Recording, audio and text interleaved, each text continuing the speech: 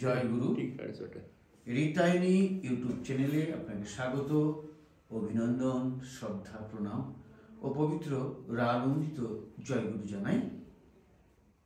আমাদের পরম সৌভাগ্য এই রিতাইনি ইউটিউব চ্যানেলে এমন একজন মানুষকে পেয়েছি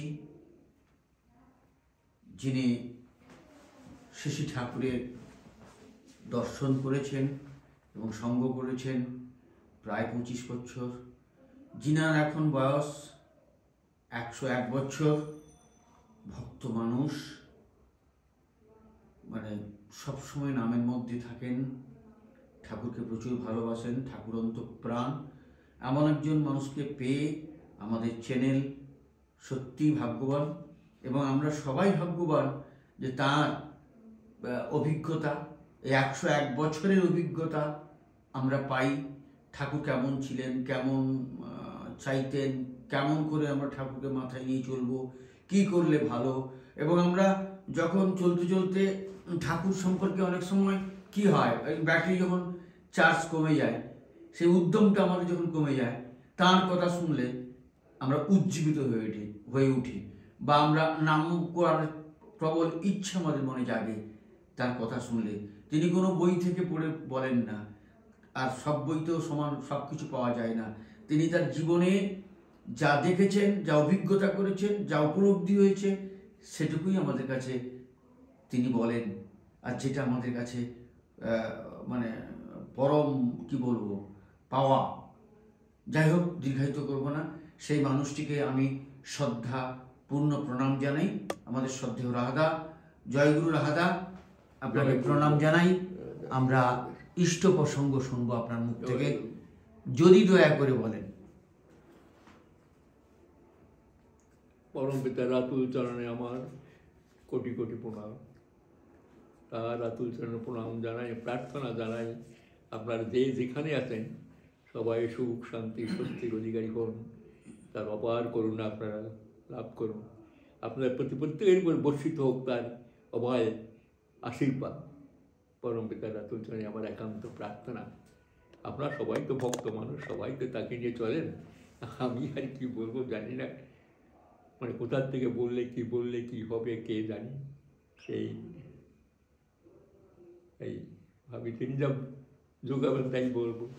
এখন আপনাদের মনোপুত কতটুকু হবে, কোথায় আপনার, কারণ এক একজনের এক এক চাহিদা আছে, তো এক একজন মানুষের জীবনে কত কষ্ট, কত দুঃখ বুঝি তো। বুঝি মানে আমার সঙ্গে তাদের ফোনে টোনে কথা হয়, তার দেখে কষ্ট লাগে। স্বাভাবিক, একটা জীবনে চলতে গেলে কত রকমের বাধা বিপত্তি অতিক্রম করতে হবে। পারিবারিক ক্ষেত্রে, দাম্পত্য ক্ষেত্রে, নানা রকমের। যারা অল্প দিনে বিয়ে করেছে তাদের দাম্পত্য জীবন নিয়ে বড় কষ্ট হচ্ছে, আবার কোনো কোনো ক্ষেত্রে তারা খুব সুখী আছে, আবার কাউকে দেখে কোনো কোনো ক্ষেত্রে তারা সামাজিক জীবনে অনেক ঘাত প্রতিঘাতে এগিয়ে যাচ্ছে, আবার তাদের অতিক্রমও করছে। নানা রকমের অভিজ্ঞতার কথা আমার কাছে অনেকে খুঁজে বলে, এইটা ভালো লাগে। আমি যেমন যেটুকু পারি সেইটুকু তাদের, ঠাকুর সবার জন্য আছেন, ঠাকুর সবার জন্য। ঠাকুর চিন্তা করেন না, যারা একবার তাকে গ্রহণ করছেন তারা কিন্তু ভাগ্যবান। কারণ যখনই মানুষ বিপদে পড়ে, যা কিছু পড়ুক না, তাকে ডাকলে স্মরণ করলে তিনি আছেন। কারণ আমার নিজের অভিজ্ঞতা গিয়েই বলছি, তিনি আছেন, তিনি ছেড়ে দেন না, বুঝলেন তো। সবাই তাকে, সবার জন্য তিনি উদ্গ্রীবী আছেন। তিনি যে সকলের জন্য যে ডাকে সে, ওই যে একটা কথা বারবার বলেছি না, হরিনন্দ প্রসাদ দা জিজ্ঞাসে আপনাকে ডাকলে কি আপনি ডাক শোনেন? বলে হ্যাঁ, আমি ডাক শুনি। যদি অনেক দূর থেকে ডাকি, হ্যাঁ হ্যাঁ ডাকের মতো ডাকতে বলে ডাক শুনি। সেটাই কথা হচ্ছে, মানুষ যখন দুঃখ কষ্ট জ্বালা যন্ত্রণার মতো হয় তখন তো খুব কাতরভাবে ডাকে, সে ডাক শোনেন, ডাক শোনেন এবং সে ডাক করেন। তবে তিনি যে নীতিবিধিগুলো দিয়েছেন সেগুলো একটু পালন করতে তো আমার হবে। শুধু আমি তার কাছ থেকে শুধু করুণা, তার কাছ থেকে শুধু ইয়েটা নেব, অথচ যা করলে যা হয় তাই করতে হয়, ঠাকুরের কথা, বুঝলেন তো। তা সুতরাং আমাকে যজন ইষ্টভীতি, মানে সদাচার পালন, এগুলো তো করতেই হবে। অতিরিক্ত যখন সুস্থ হয়নি তার নিতে হবে। এগুলো তো করতেই হবে, নাহলে তো তাকে ডাকবেন কী করে? ডাক্তার শুধু বিপদে বলে ডাকলে হবে না, সবসময় ডাকতে হয়। তা তিনি সবসময় আমার মধ্যে থাকেন।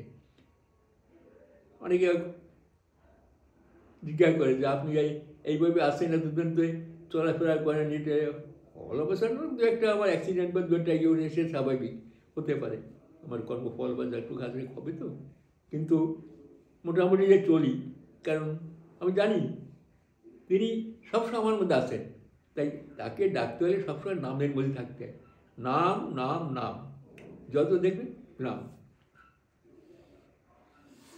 কালকে একজন উড়িষ্যা থেকে ফোন করছিল এক দাদা। আচ্ছা। হ্যাঁ, উড়িষ্যা। হ্যাঁ।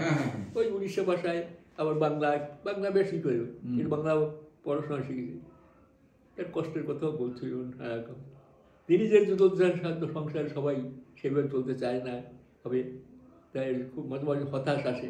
আপনি ঘাবড়াবেন না, আপনি করেন যার যতটুকু করা আছে, জন্মগত যে অধিকার কে কত নিয়ে এসছে সে তো তিনিই জানেন, আর আমরা তো জানি না। সুতরাং সে যখন আপনি যখন নিয়েছেন তার মধ্যে সব নামটা ঢুকিয়ে দেবেন, দেখবেন দুদিন আগে হোক দুদিন পরে হোক সে ঠিক এসে যাবে, একদম স্বাভাবিক। আমার দৃঢ় বিশ্বাস, কারণ আসবেই। কারণ আমাদের করতে হয়, করাটা নিয়ে সেই যে আচ্ছা দেখেন, আজকে কাগজে দেখছিলাম পেপার পড়ে যে ওই কলকাতায় আরজি মেডিকেল কলেজের যে মেয়েটাকে মেরেছে, ডাক্তার যে ইয়েছে তার অভয়া, যাই হোক সেই মেয়েটাকে তো মেরেছে, এতদিন পরে তার মানে বিচার হলো, বিচারের রেজাল্ট বের করলো আর কি, ভার্ডিক্টটা দিল। সবাই ভাবছে তার, সবাই চাচ্ছে তার হ্যাঁ তাকে ডেথ কী বলে ফাঁসি, হ্যাঁ ফাঁসি হোক। কিন্তু বিচারক সব ইতি করে দেখলো না, ও মানে জীবন ভরে মানে আমৃত্যু, হ্যাঁ সে জেলে থাকবে, আচ্ছা। কিন্তু সবাই হচ্ছে অপছন্দ হচ্ছে, কিন্তু আমি কিন্তু এই বিচারটা আমার কাছে ঠিক আছে, কারণ একটা লোককে মেরে ফেললে তো চলে গেল, তার তো আর কিছু হলো না, তার সুযোগই পাবে না সে জীবনে তার পরিবর্তন করার বা কোনো রকম ই করার জন্য কিছু। অথচ যদি ডেথ হয়ে যায়, যদি তাকে ফাঁসি দিয়ে গেল, তা কী হল? হ্যাঁ লোকে বলছে ওই দেখে অন্য লোকে শিখবে আর ভয় পাবে, তাই কি পায়? ফাঁসি কি আজকে হচ্ছে? কত ফাঁসি হলো, কত ই হলো, লোকের চরিত্রকে পরিবর্তন হয়েছে কি? সেই তো হচ্ছে, সেই রকম হচ্ছে। তা ও একটা ফাঁসি দিলাম, সে তো মরে গেল, তার তো আর সুযোগ পেল না কোথাও। হ্যাঁ, তো এই সুযোগটা দিতে হলে দেখেন, সুযোগ যদি পায় সে জীবন তো অনেক কিছু পরিবর্তন করতে পারে, কারণ সেটা তার অনুশোচন আসতে পারে, তার নানা রকম ইয়ে হতে পারে, করতে করতে সে তার জীবনে বিরাট পরিবর্তন আসতে পারে। ঠিক আছে। রত্নাকরকে যদি তাকে মেরে ফেলে দেওয়া হতো, কত লোককে খুন করেছে, কিন্তু রত্নাকর সে বাল্মীকে পরিণত হলো। এই সুযোগটা সে তো এরকম যদি সে মানুষ পায়, আসতে পারে দিলের মধ্যে থেকে থেকে দেখে দেখে অনুশোচন আসতে পারে, আমি কী করেছি কী করে, তখন তার ভিতরে আসে। তো এগুলো শ্রী অরবিন্দ জেলের মধ্যে থেকে তো নারায়ণের সব সাক্ষাৎ করেন, তাই তো? জেলের মধ্যে থেকে আস্তে আস্তে আস্তে তিনি তো বিপ্লবী ছিলেন। তো এমনি করে একটা লোককে ফাঁসি দেওয়া বা মরে গেল, লেখা শুকিয়ে গেল, ওই দেখে লোকে শিখবে আর ভয় পাবে, তাই তো হলো। ফাঁসি তো বহু কাল ধরে হচ্ছে, গিলোটিন হোক, ফাঁসি হোক, নানা রকমের শাস্তি তো চারিদিকেই হোক, তাই লোকের কমিছে কি? তা সুতরাং ঠাকুরও তাই বলেন, এই লোকটাকে সুযোগ দিতে হবে, সে যদি পায় তখন অনুশোচনা আসবে, সে যদি সেরকম ভিতরে বয়ে গিয়ে একটা সৎ নাম যে পেয়ে সারা জীবন ধরে ঠাকুরের নাম করতে করতে করতে করতে দেখা গেল যে সে একটা দেবতা তুই হয়ে যেতে পারে। হ্যাঁ, এখন আমি জানি না বিচারে কি হয়েছে না কী হয়েছে, আমি তো বিচারকও না, আর আমিও আইনও কিছু জানি না। এনিহাও ও সে সবটুকু দোষী কিনা সেও তো ঠিক ইয়ে, তার তো সন্দেহ হচ্ছে কোথাও কোথায় কী হতে পারে। এনিহাও আমি ওদিকে যাচ্ছি না, তবে একটা লোককে ফাঁসি দিলে বা গিলোটিন করে তাকে মেরে ফেলে দিলাম, তা লোকে শিখলো। তা ওই দেখে লোকে শিখবে না, যে অন্যায় কাজ করবে তার চরিত্র এতখানি প্রবল, সেই নিজেকে কন্ট্রোল করতে পারে না, করে ফেলবে একটা অন্যায়, তাই না? একদম একদম। কারণ তার নিজের প্রবৃত্তিকে কন্ট্রোল করার যে ক্ষমতা লোকের নিজের থাকতো, সে তো দেবতা হয়ে যেত। সে নেই, ক্ষমতা নেই। কারণ যখন সে ভেতরে চারা দিয়ে ওঠে, সে তখন মানে গর্ব হয়ে যায়, জন্মগত সহজত সংস্কার তার এমন থাকে যে মেরে দেবো ওকে, যায় মারার পরে তার সজ্ঞা লাগে, তাই তো? কী বললাম আমি এইখানে।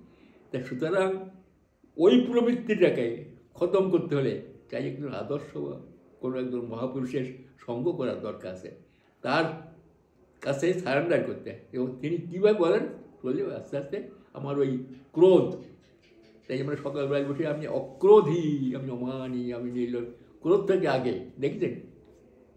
আর আমরা সাধারণত বলি কাম, ক্রোধ, লোভ, মোহ, মদ, মৎসর। কাম, ক্রোধ, ক্রোধটাকে সেকেন্ডারি। আর এখানে আমরা কই আমি অক্রোধী, আমি অমানি, বুঝলেন?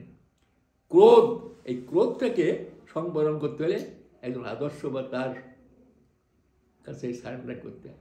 তিনি যেভাবে বলেন, চলতে চলতে চলতে চলতে দেখা যায় তার ক্রোধ তার নিজের ভিতর কন্ট্রোলে চলে আসে। এই প্রবৃত্তি রেখে, এই প্রবৃত্তি আসলে একমাত্র কোনো মানে কি বলে মহাপুরুষের সংস্পর্শে আসতে হয়। তিনি যেভাবে বলবেন, অর্থাৎ আমার তো এমনি পারবো না, আমি কাম, ক্রোধ, লোভ, মোহ, মহাপুরুষে এগুলো কন্ট্রোল করার ক্ষমতা আমার এমনি নেই। কখন আছে? যদি কোনো কাছে আমি নিজেকে সারেন্ডার করি এবং তার প্রথমে চলি, তখন দেখা যায় আস্তে আস্তে আমার কামও কমে যাচ্ছে, ক্রোধও যাচ্ছে, মোহ মৎসর সব চলে যাচ্ছে, বুঝলে তো? কেন আমি এই কথা অনেকবার বলেছি, কত বড় সায়েন্টিফিক জানেন তো? আমরা যখন এই বীজ নাম করি, আজ্ঞাচক্রে করি, কেমন তো?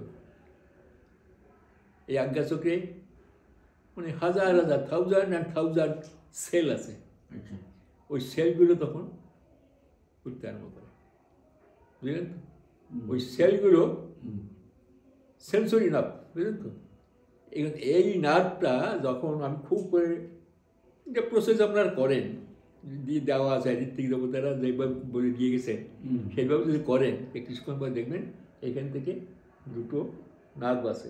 একটা আমরা বলে ইডা পিঙ্গালা বলে, এটা মানে নেগেটিভ পজিটিভ, যাই হোক। এটাকে যাচ্ছে যেতে যেতে সেন্সরি নার্ভতে গিয়ে দাঁড়ায় না, যেতে যেতে পিছনে চলে আসে। পিছনে আছে ব্যাক, ঠিক সেন্সরি নার্ভ ঠিক অপোজিটে ওইখানে আছে মোটর নার্ভ। মোটর নার্ভটা কাজ করে। ওই মোটর নার্ভটা আবার কয়েল মতো ঘুরে ঘুরেছে, মাঝে মাঝে গিট আছে।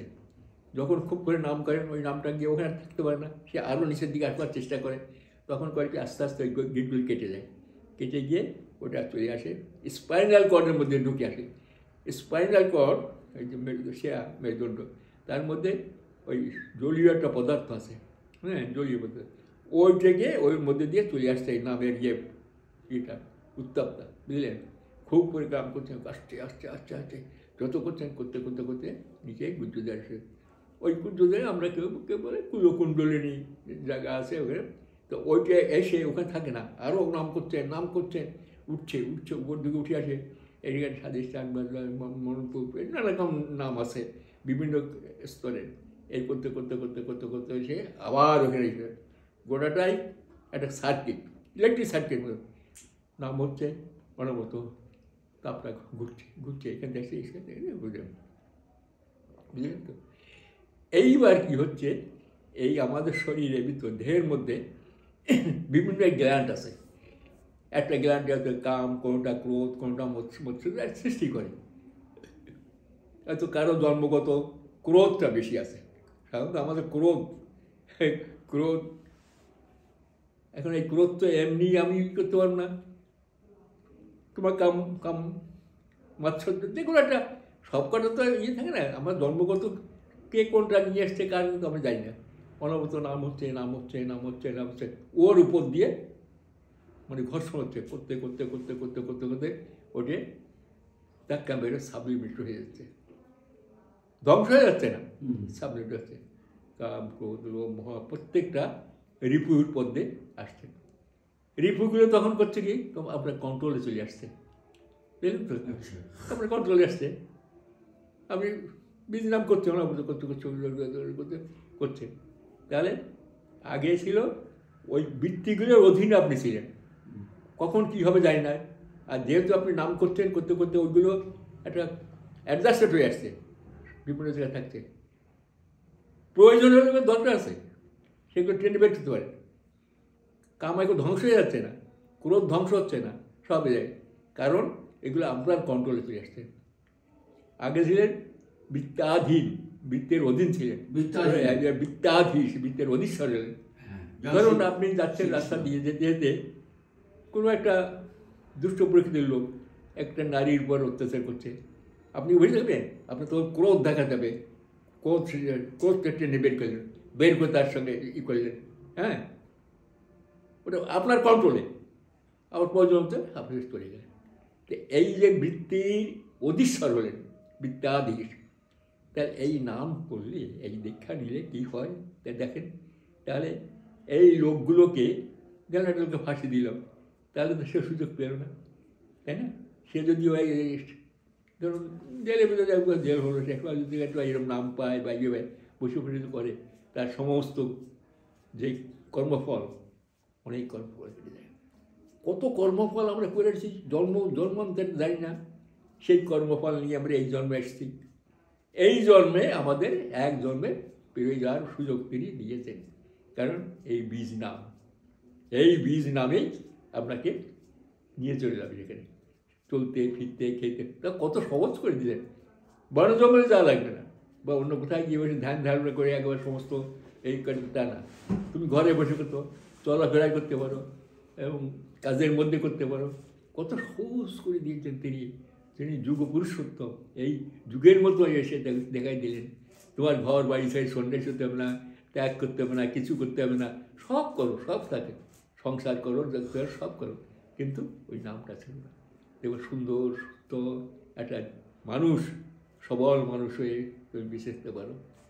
তো এই যে সুযোগটা পুরুষোত্তম যুগে যুগে যখন আসেন, তখন নিয়ে আসেন, এই যুগের মতো করে নেন। কিন্তু এই যুগে বলেন নেই সংসার ত্যাগ করে চলে যাও, ওই ঘরে গিয়ে সাধনা করো, অমুক করো, তোমাকে তুমি যেমন আছো তেমনি থাকো, সেইভাবে করো। কত সহজ, কত মানে কত বড় ভাগ্যবান আমরা, চিন্তা করুন তো। একদম। তাহলে করা লাগবে আমাদের, দীক্ষা নিয়ে শুধু বই থাকলে হবে না তো। কিন্তু অন্তত কে বলে গেছেন সন্ধ্যা সকাল অন্তত একবার 45 মিনিট থেকে 1 ঘন্টা চেষ্টা করবেন, আধা ঘন্টা থেকে 45 মিনিট, 45 মিনিট থেকে 1 ঘন্টা। ঠাকুরেরা বলেছেন, একজন জিজ্ঞেস করছে ঠাকুর সৎ নাম পেলে, সৎ গুরু পেলে না 3 জন্মে বেশি লাগে না? ঠাকুর বললেন যে 3 জন্ম তো 1 জন্মেই হয়, ও 6 বছরও হয়, বুঝলে। আমি তো দেখছি এখানে আর অনেকে আটা লাগবে না, সবারই হয়ে গেছে। ওই যে সুশীলদা বসে দেখে বলছে, আপনি কি বললেন, কি বললেন? ঠাকুর মাঝে মাঝে ব্রেকফাস্ট করতে বসে, আরে না না চা খা, একটু তামুক খা, একটু তামুক খা, এই তোরা কেমন আছে, ওই ডাক্তার ওকে ডাকতে তাকে মানে ঠাকুরের মাঝে মাঝে নিজের ইয়েটা প্রকাশ করে ফেলতে, সে ধরা পড়তো এরকম। তা সুতরাং আমরা অত্যন্ত ভাগ্যবান যে আমরা ঠাকুরকে পেয়েছি, আমরা পুরুষোত্তমকে পেয়েছি, যুগ পুরুষোত্তমকে পেয়েছি, হ্যাঁ। তা সুতরাং আমরা করা লাগে, না করলে তো বোঝা যাবে না, হ্যাঁ। তো এই সাধন ভজনের জন্য বনও যাওয়া না, জঙ্গলও যাওয়া লাগবে না, কেমন। এই যে আমরা এখন এখানে বসে ই করছি, সন্ধ্যাবেলাটা এখানে না থাকলে হয়তো আমি কী বলে টিভির সঙ্গে বসে সময়টা নষ্ট হয়ে যাচ্ছে, একটা ভাইটাল সময় নষ্ট হয়ে যাচ্ছে। বেশিক্ষণ তো বসে নাম ধামও করতে পারি না, করতে হয়, তাই ঠাকুর চলাফেরা করবে, চলতে ফিরতে করো। তুমি সংসারে যে পেয়ে পাচ্ছ না, চলতে ফিরতে খাওয়ার মধ্যে মনে মনে করে দাও, মনে মনে করো, তাই না?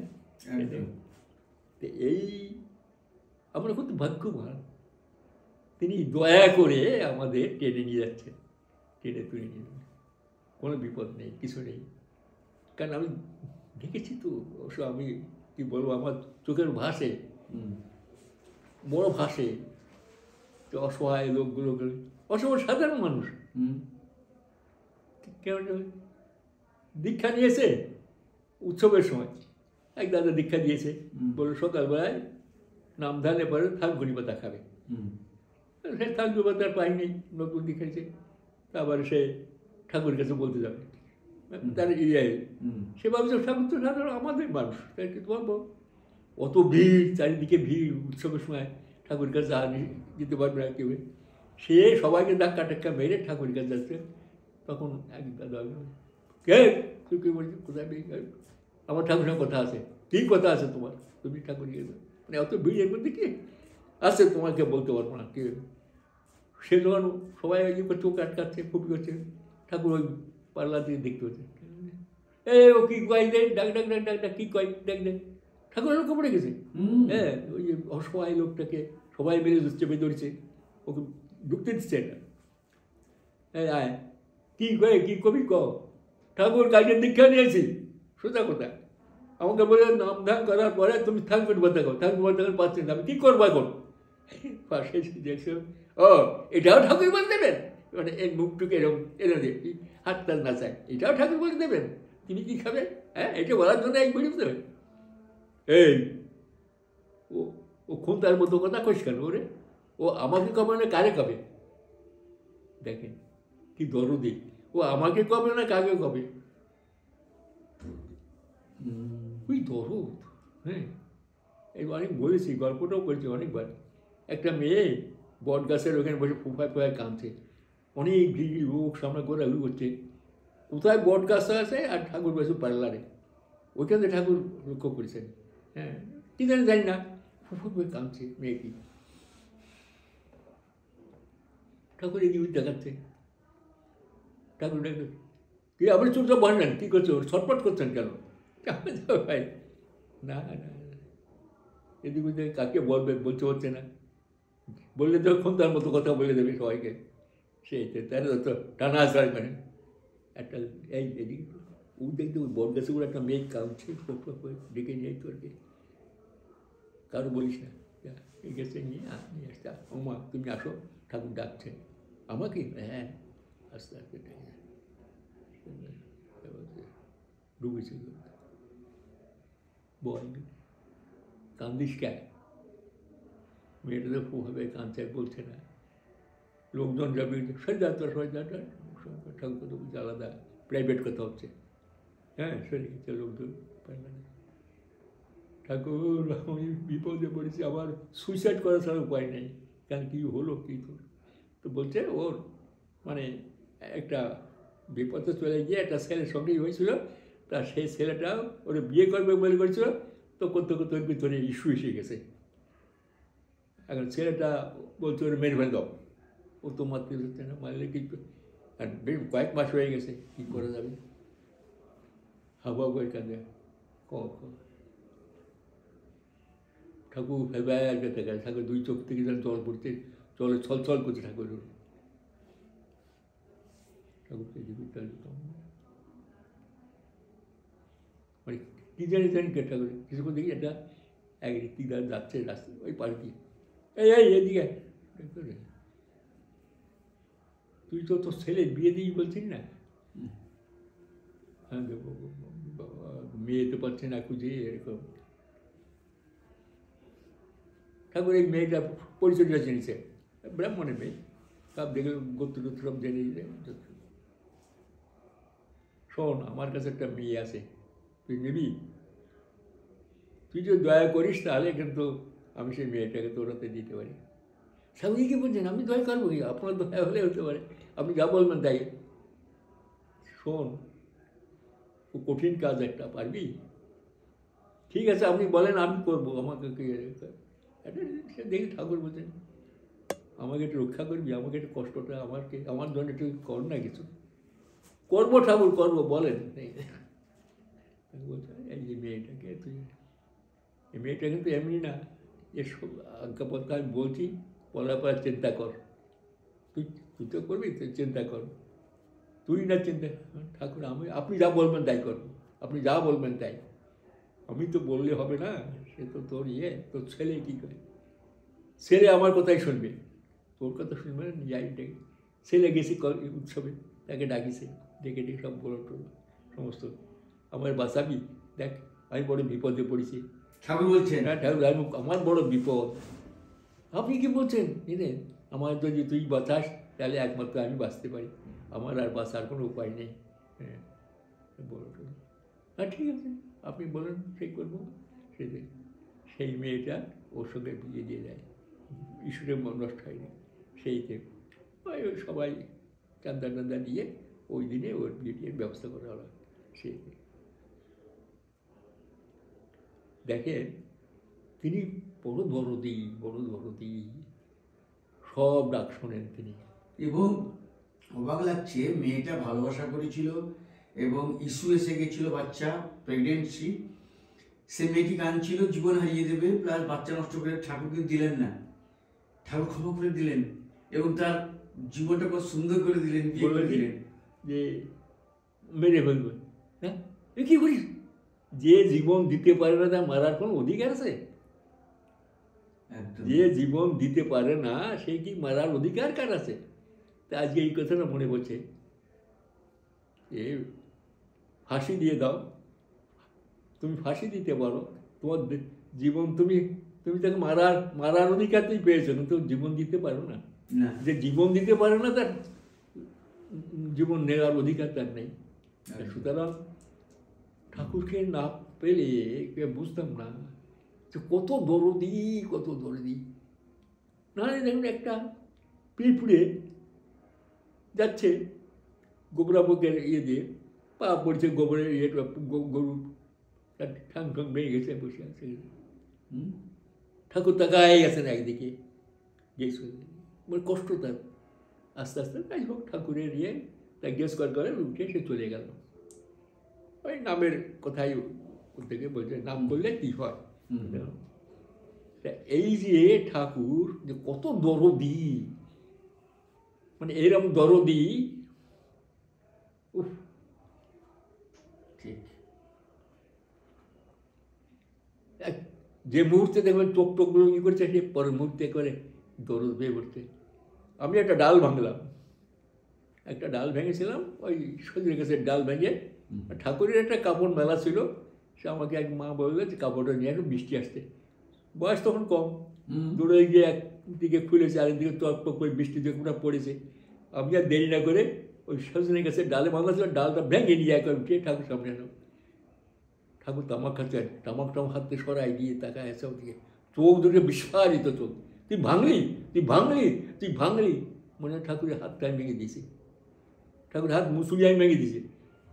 ডালটা তো ভাঙা, মুসলাই ভেঙে রেখেছি। এক মনে হচ্ছে দেখ হাতটা মুসলাই, আমার চোখেরও ভাসছে, এখনও ভাসে, যেন আমি তার ঠাকুরের হাতটা মুসলাই দিয়েছি।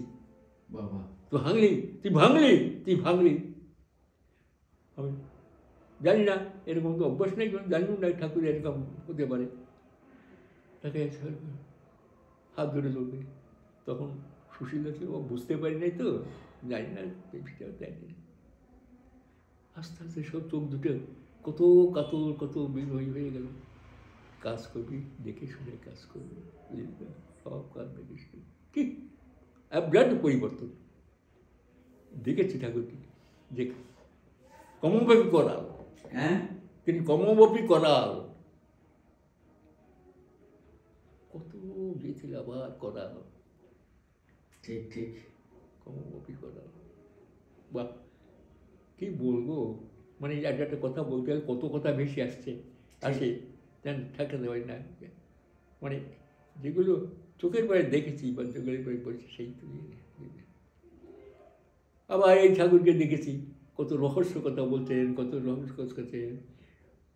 দুপুরে খেয়ে এসে যখন ঠাকুর এই করতেন, তখন কয়েকজন মায়েরা, মানে বিধবা মায়েরা বেশি হয়ে থাকতো, মানে তারা এক ধরনের ঝগড়া দ্বন্দ্ব করে, বেড়াটা একজন সহ্য করতে পারে না, একজন এইরকম হয়, তাদের নিয়ে ঠাকুর বসতেন।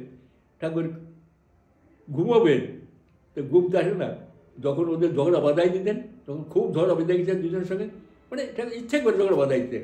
এই তোর তো ও বলে, তুই জানিস এগুলো, কে তুই আমাকে বলিস? ওই মায়েরা, আমি দেখি নাই, সে মায়ের এরকম ছিল, নানা রকম মায়েরা, বিভিন্ন রকমের প্রকৃতি। ঠাকুরের কাছে এসে তারা জন্ম তারা সুখ কিনে নিলে তার কাছে আসতে পারবে। আর ঠাকুর দুপুরে খেয়ে দিয়ে এসে ওই তামাক খেতেন, আর ওই যে আর যেই ঝগড়া বেঁধেছেন ঠাকুর ঘুমাই করতেন। তা ওদের ঝগড়া থেমেছে, কখন তো চুকি দেয় দেখে ঠাকুর ঘুমাইছে, আর ঝগড়া তারপর ঠাকুর ঘুমতে পারছে। এ দেখেছি এক লীলা, অদ্ভুত ধরনের লীলা। কী করবো, কত রকমের যে ইয়ে না, সেই কত রকমের ইয়ে দেখি,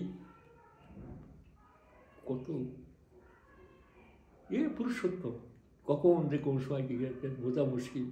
সেই একদম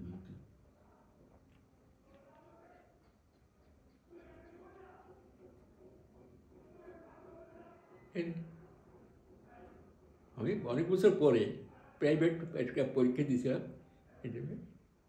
একটা সাবজেক্ট আমার খুব জানবার ইচ্ছে হতো, একটা লজিকগুলো একটা সাবজেক্ট ছিল, এই সাবজেক্ট নিয়ে দিয়ে, আর সেটা একটা আমার জিনিস ও নিজে নিজে পড়ে ঠিক ঠিক করে দেয় না।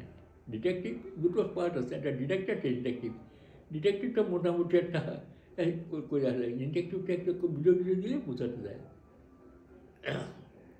মানে যারা পড়েন না তারা জানলেন পড়লেও এরকম হয়। ফেল করলাম, ওইটাই ফেল করেছিলাম, ওটা আর পাস করতে পারিনি। ঠাকুরের কাছে বললাম, ঠাকুর আমি পরীক্ষা দিলাম এরকম 12 বছর পরে নিজের পড়ে পড়ে পরীক্ষা দিয়েছিলাম, ফেল করেছি, ওই সাবজেক্টটা আমি বদলাই অন্য একটা সাবজেক্ট নিতে চাই। তুমি যেটা ফেল করছো ওইটাই তোমার পাস করতে হবে, হ্যাঁ ওইটাই দিয়েই পাস করো, মানে ফেলিওর জীবন আমি পছন্দ করি না। আচ্ছা, তুমি ওইটা যে ফেলিওর হলো না, ওই তোমার একটা ফেলিওর যে বহু ফেলিওর আসতে পারে তোমাদের, সুতরাং ওভারকাম করতে হবে এটা।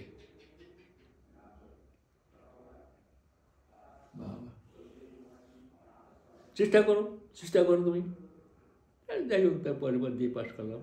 সেটাই এইগুলো হচ্ছে ব্যর্থতাই পছন্দ করে না, ব্যর্থতা মানে কোনো কাজ যেন ব্যর্থতা না হয়। না, ব্যর্থতা না, ওটাই করতে হবে তোমাকে। তা দেখবে তুমি ওভারকাম করবে, করতে করতে একটা বড় কাজেও সাহস পাবে করতে।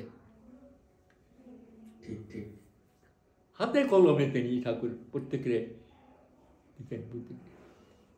সুন্দরী সমাপন, যা কাছে করবো সুন্দরী সমাপন, তাই দেখে তৈরি লাগবে দক্ষতা কেমন, অর্জনে বড় সাশ্রয় করছে সুন্দরী সমাপন, তাই দেখে তুই জানবে লোকের দক্ষতা কেমন। প্রত্যেকটা জিনিস সুন্দরী, ঠিক কেমন সুন্দর। ঠাকুরের বিছানাটা গিয়ে দেখুন তো আপনারা, ওই রকমই অত বড়টা বিছানা ঠাকুর বসতে, অত বড়টা খাট দেখুন তো, চৌকি, আর ওইরকম ধপ ধপ চোখ চোখ থাকবে সবসময়, কোনো নেই। ওই প্রত্যেক বছর মশারি টশারি চেঞ্জ করায় তার জন্মদিনে, তো অত বড়টা ইয়ে মশারি তো, তা অনেকগুলো লাগে, মানে খোট লাগবে, তা যে আনিছে এনে সে লাগাচ্ছে, তাই কতগুলো খেয়াল লাগবে, একটা যেটা লাগছে না, আর একটা দড়ি দিয়ে তার দিকে, এই ঠিক করে লাগা, ওটা ঠিক করে মাইপে নিয়ে গেছে। হ্যাঁ, তুমি গিট মেরে চলো জীবনে, গিট মেরে দিয়ে চলো, ওই গিট মারার না, তো খোঁজো, খুঁজে দেখো, 6-7 বার লাগায়, আবার ঠিক হলো। জীবনটাকে ওইভাবে এলোমেলো জীবন না, সব দিক দিয়ে সুন্দর করতে গেছে, দেখলে ঠিক অদ্ভুত।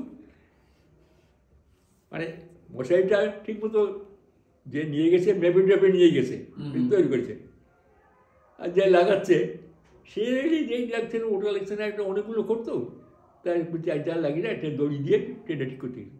এই ওকে না, ঠিক মতো লাগা, ঘোরা খোল, আবার লাগা, খোলা খোল, ঠিক আছে। তুমি গিট মেরে জীবনে চলো, জোড়া তালি দিয়ে জীবনে, ঠাকুরের ভাষা। পরম পিতা রাতুল চরণে প্রার্থনা জানাই, তাকে নিয়ে চলেন, নাম ছাড়বেন না, নামই হচ্ছে একমাত্র, এই নামই কেবলম, বুঝলেন তো, যে বীজ নাম পেয়েছেন, ওই না চলতে ফিরতে খেতে বসতে অভ্যাস করেন, কিছু না, ভুলে গেছেন আবার করেন, কার সঙ্গে কথা বলছেন, হ্যাঁ নাম তুলতে, গুরু জয় গুরু, কেমন আছে, ভালো আছেন, যদি দরকার এখানে থাকবে বলে তুমি, চলছে তো, কেন নাম চলছে তো, ইশারা যাবে, চলছে তো, হ্যাঁ তাই ঠিক আছে, আবার চলছে রাস্তা দিয়ে, যেন আপনি গাড়ি চালান সবসময় নাম চলতে, ওই ব্যাপারে ওঠে ঠিক আছে, মনে মনে নাম করতে করতে চললেন। একদম একদম। তাহলে মোটামুটি যেটা বুঝলাম, যে আপনি যেটা প্রথমেই বললেন, যে কাম ক্রোধ এগুলো সব আমাদের যেরকম আয়ত্তে আসে নামের ফলে, কিন্তু এটা মাঝে মধ্যে প্রয়োজন হয়, কামেরও প্রয়োজন হয়, হ্যাঁ, সব দরকার, আবার ক্রোধেরও প্রয়োজন হয়। সব দরকার, তাই তো? প্রয়োজন মতো করতে হবে, ইউজ হ্যাঁ। করতে হবে। আর আবার অনেকে বলে যে আমি তো পারছি না ঠিক মতো, ভুল হয়ে যাচ্ছে, কামনা বাসনা এসে যাচ্ছে, তাহলে আমি কি ঠাকুরের আশীর্বাদ পাবো না, বা আমি কি পারছি না, বা আমার কোথায় ত্রুটি হতাশ হওয়ার হচ্ছে? কিছু নেই, করে যাবেন, ওগুলো যা আছে বেরিয়ে আসবে। আমাদের যেটা আছে, এই পুকুরে পা দিলে দেখবেন বুড় বুড় বুড় বুড় বুড় বুড় বুড় বুড় করতে আছে, বেশ কিছুক্ষণ পরে যখন রোটি শেষ হয়ে গেল, নির্মল জল দেখা যায়। তা আমার দেহ মনের মধ্যে যে জন্মান্তরে কত কী নিয়ে এসছে কে জানে, যেই নাম পড়ছে সেইগুলো বেরোবে।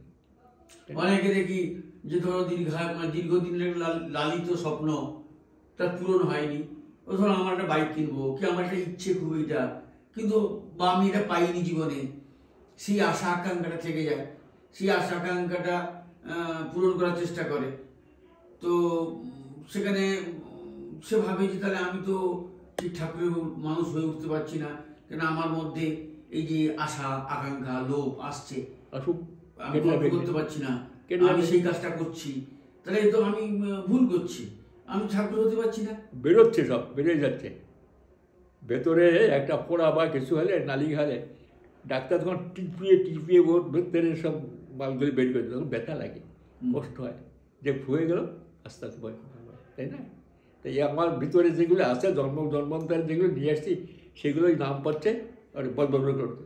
হ্যাঁ, দেখে না, চিনির রস, চিনির গাছ বের করতে হলে 1 ফোঁটা দুধ দিতে হয়, দিলে ভেতর সব উঠতে করে, হ্যাঁ, গাজার বেরিয়ে যায়। ঘাবড়াবেন না কেউ, তিনি আছেন, কিন্তু ছাড়বেন না, নাম ছাড়বেন না, ওই একমাত্র সব। আবার তার দয়া হলে কার যে মনের ইচ্ছা পূরণ করে দেন তিনি, হ্যাঁ, তিনিই জানেন। ওই যে আপনি বলেছিলেন যে কার একটা অসুখ হয়েছিল, সুস্থ হয়নি, তাকে বলে তুই রসুন খা। হ্যাঁ, যে কিছু অসুস্থ ছিল, হ্যাঁ, তাকে বললো ঠাকুর তুই রসুন খা, বলে ঠাকুর আমি তো সুস্থ হয়নি, আমি রসুন খাবো, আমি বলছি তুই খা। ওই ঠাকুরের তার লীলা বোঝা মুশকিল, কোথায় কি বলবেন, কাকে করবেন, সেই আর কি, তাই না? একদম একদম। রসুন, হ্যাঁ, হ্যাঁ, ওই তো আমার কাকা, এক বাবার মতো ভাই, তোর খলদার, এই তো প্রেশারে ই করছিল, তুই একটা করে রসুন চিবেই খাবি সকালবেলায়, হ্যাঁ, তাতে গাছে গন্ধ, আমি তো, আরে বাবা খাবি। তিনি বলছেন এটা মেডিসিন, হ্যাঁ। মেডিসিন হিসেবে খাবে। কেবে আজকে এখানে নাকি, হ্যাঁ, কতটুকু আছে হবে? বলে হ্যাঁ চলুন, অসুবিধা বলুন, অসুবিধা কিছু নেই। না না, আর কি করবো বলুন, জিজ্ঞাসা করেন। হ্যাঁ সেটাই বলছি যে এরকম মানুষ অনেকে হাউতাস হয়ে যায়, এটাই আপনাকে বলতে চাইছি। অনেকে বলে যে আমি কি ঠাকুরের মানুষ হতে পারলাম না, আমি কি ঠাকুরের মানুষ নই, আমার কেন লোভ কাম ক্রোধ মায়া মমতা, সমাজের প্রতি টান, সমাজের প্রতি আকর্ষণ তো বেড়েই চলেছে। সে তো সুশীল দাই বলেছে ঠাকুরকে, যে ঠাকুর দীক্ষা নেওয়ার পর দেখছি এই জন্য বেড়ে উঠছে, আমার তো ছিল না আগে। ওই ভিতরে সুপ্ত অবস্থা যেগুলো ছিল বেরিয়ে যাচ্ছে, বেরোয় যাচ্ছে, ঘাবড়ায় না, তারপর নির্মল জল হয়ে যাবে, বেরোবে, ভেতরে তা বেরোবে। এই বীজ নাম যে বীজ ভিতরে সব তোল পার করতে বের করে নিয়ে আসবে। তিনি আছেন, তিনি ছেড়ে দেবেন না। একদম। সেই এক দাদা জিজ্ঞাসা, তুই কেমন আছিস? বড় গাছে নাও বাঁধিছি, আর কি যাবে, দেখো নাও দড়িটা ছিঁড়ে না যায়, ঠিক ঠিক ঠিক, তাই না? তাতে বিযুক্ত হয়েও না। তিনি রাখিয়েছেন ওই দীক্ষার সঙ্গে যজন যজন ইষ্টভীতি, ওই যেটা এখন আপনারা করছেন কি বলে ডিপি ওয়ার্ক, দীক্ষা পত্রিকা, দীক্ষা পত্র, দেখো সেটা করছেন, ওটাই ওই ছাড়বেন না। তার সঙ্গে যোগযুক্ত থাকতে হলে ওই যতন যতন স্টেপিতি ওইগুলো একেবারে বাস তাই থাকবে। যেদিকে করুন না টেনে নিয়ে আসবেন। বসিতে মাছে হুইল দিয়ে মাছ ধরে, মুখে তো টোপ গেলে যার কাছে হুইলটা থাকে সে তো ছেড়ে দেয়, রশি ছেড়ে দিল, সুতো হুড়ুর হুড়ুর করে সব পুকুর ঘোরে, এদিকে সেদিকে ওদিকে সেদিকে ওদিকে ওদিকে, ভাবলেন যে ঠিক আছে খাচ্ছি বুঝি। যেই যখন টায়ার্ড হয়ে যায় তখন আস্তে আস্তে আস্তে একটা সাধারণ সুতো দিয়ে একটা বিরাট বড় একটা মাছ ধরে, তাই না? হ্যাঁ, এইরকমই বুঝলেন। তার সঙ্গে গেঁথে যখন দিয়েছেন বা দীক্ষা করে যখন নিয়েছেন, ওইটাই হচ্ছে সুতো ধরে কেটে না যায়, অর্থাৎ যজন যজন স্ত্রীবিদরা ঠিক আছে। এই যে ডিপ্লয়েড করেন সত্যি তাই, এটা খুব দরকার। কারণ মানুষ তো বুঝে যায় তাহলে কী হলো, তার থেকে কাটা হয়ে যাচ্ছে না। তার সঙ্গে যোগযুক্ত থাকতে গেলে যতন যজন স্ত্রীবিদ্যা করে ওটাই করতে হবে, খুব দরকার। কে কোথায় পড়ে আছে, কে কোথায় জানে না, হতাশায় ভুগছে, কোনো খবর নেই, হতাশা তো নেই, হতাশা কি?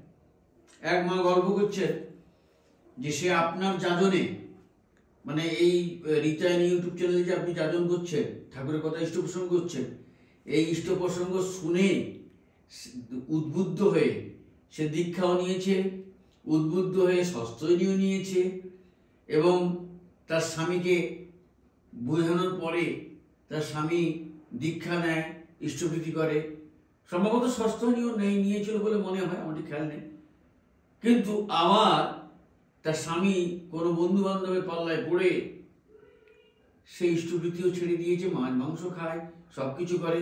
কিন্তু মাটি এখনো কিন্তু একদম কঠোর, বা আপনাকে তো খুব ভালোবাসেন, খুব ভালোবাসে, শ্রদ্ধা করেন, এবং আপনার কথা মতো কঠোরভাবে সে ষষ্ঠনী পালন করছেন, ঠাকুরকে নিয়ে চলছেন।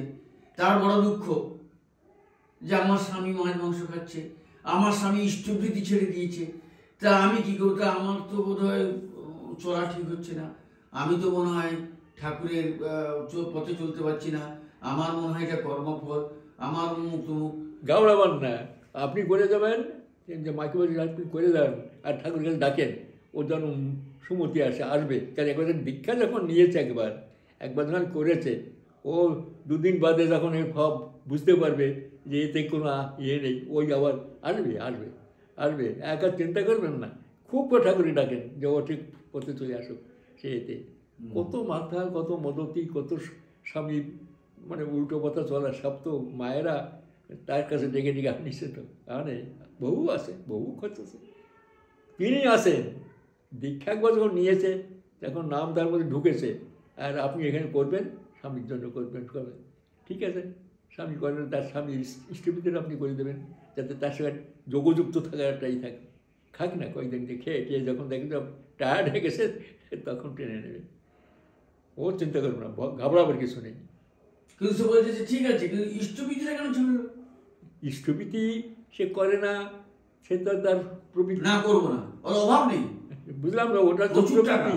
প্রবৃত্তি তার এত প্রবল যে দীক্ষা নেওয়ার সঙ্গে সেগুলো তাড়া দিয়ে উঠেছে, যার জন্য সে হয়তো মাছ মাংস খাওয়ার পর একটা ভীষণ একটা ইয়ে আসছে।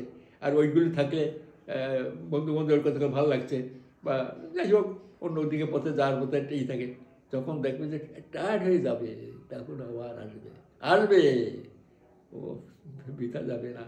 কারণ মা করে যাক, মা যদি নিষ্ঠার সঙ্গে করে গেলে।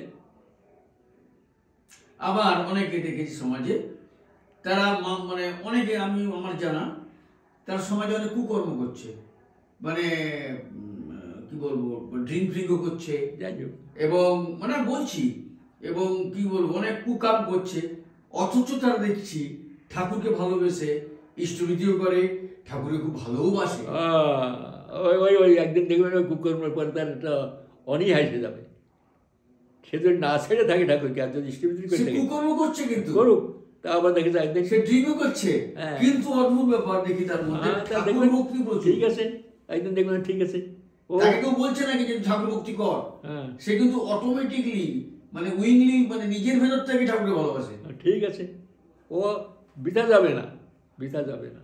কারণ ওই একদিন দেখবেন তাই তো, আমি বহু লোকে আছে, এটা একে না, তার দীক্ষা নিয়ে সব কিছু করে, স্টেবিলিটি সুস্থ হয়ে সব কিছু করে, অথচ তার বহির্মুখী তার মনটা জন্ম জন্মান্তরে যে কর্মফল হ্যাঁ। সেগুলো বেশি দেয়, সেই জন্য নাম করতে করতে করতে করতে করতে করতে তাও আবার দেখে এক্সপায়ার হয়ে ওটা কেটে যাবে মানে ভোগটা নিচ্ছে সে আর কি। হ্যাঁ কেটে যাবে, হ্যাঁ তাও ছেড়ে যাবে না, নাম টাম ছাড়তে নেই, করে যাবে, করুক না সেইটাই।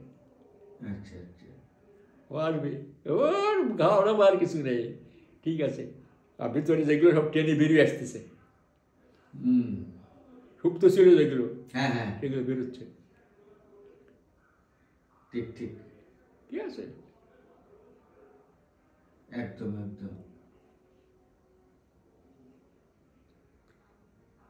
আজকে এখানে শেষ করি। হ্যাঁ হ্যাঁ, আজকে ভালো লাগলো। বন্দে পুরুষোত্তম বন্দে। আপনার সবাই সুখে থাকুন, শাস্তি থাকেন, আমরা এরকম সুযোগ সুবিধা পেলে আবার আলোচনা করবো, ভালো লাগে। একদম একদম। কারণ আমরা তো আর তো কিছু নেই, আমাদের এন্টারটেনমেন্ট কি আছে, এইগুলো নিয়েই এন্টারটেনমেন্ট।